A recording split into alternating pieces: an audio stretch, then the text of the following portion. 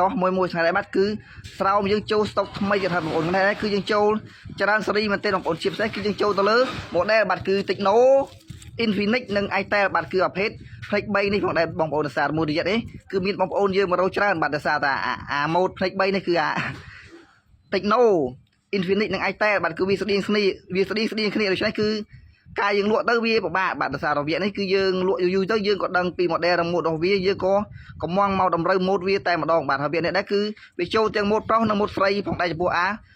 mode 23បាទគឺ Itel